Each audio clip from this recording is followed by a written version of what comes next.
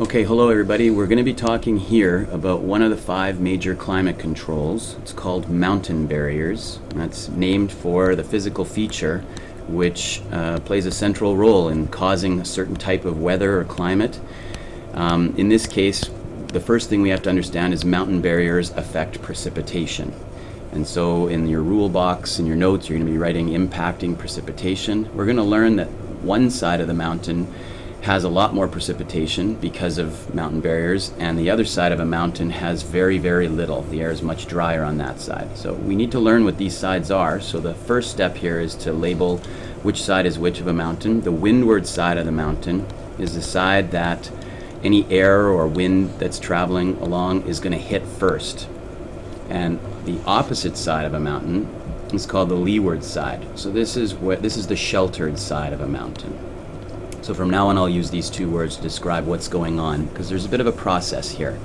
Okay, so we've got a mountain drawn. We've got air or wind blowing air coming in off of some ocean, and this air is going to have moisture in it. Okay, now as the air comes in off the ocean, it's going to hit the mountain and it's going to be forced upwards. And as we know from the rule of elevation, as air rises, it cools. And so what happens is any moisture that's in that air is now going to start to cool, and at some point the moisture is going to start to condense. So what you'll see on the windward side of a mountain is clouds starting to form. And as that air rises higher and higher and the air gets cooler and cooler, at some point the air temperature will get low enough that it won't be able to hold any more moisture, and that moisture will start to fall out of the air. And depending on the temperature, it could fall as rain or it could fall as snow.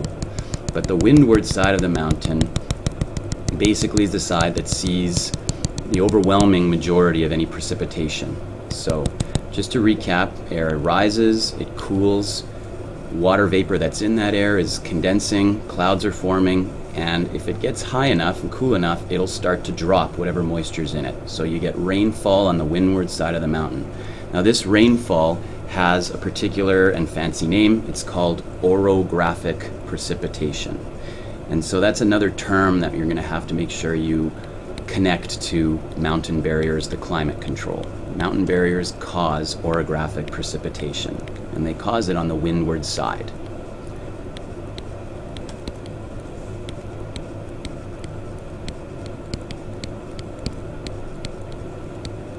Now this is sort of the first half of the story, because what happens is eventually that air will come up to the top of the mountain and it'll start to fall back down the other side. And so now we're talking about the leeward side of the mountain. Now the rule of elevation plays a role here as well, because the same thing will happen but in reverse. Air that's falling in elevation is going to start to warm up. And warm air can hold more moisture than cold air can. So the moisture that had condensed and formed clouds and had started to even fall out of the air, suddenly all of that can be now consumed back into the air, and it disappears. The moisture starts to go back into the air. There's no more clouds anymore. There's no need for it to rain anymore because the air is warming as it falls down the leeward side of the mountain.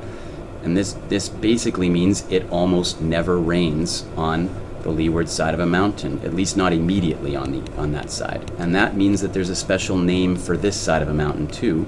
We call this phenomena a rain shadow. So much like a shadow is an absence of sunlight, a rain shadow is the nickname we give to the leeward side of a mountain, the process being there's no rain on this side, or very little rain ever falls on this side. So need to rain. That's the piece. Okay. So we're going to recap one more time here. The wind comes in off of the ocean or off of just some land. It hits the mountain. It rises. Cool. It's going to start to cool. Moisture will condense. Rain will fall or snow. This is called orographic precipitation. As that air reaches the top of the mountain, starts to fall, it's starting to warm up now because it's going down in elevation, and warm air can pick up moisture. It's not condensed anymore. It starts to go back into the air, and it doesn't need to rain anymore. And so there's a rain shadow effect that occurs on a leeward side of a mountain.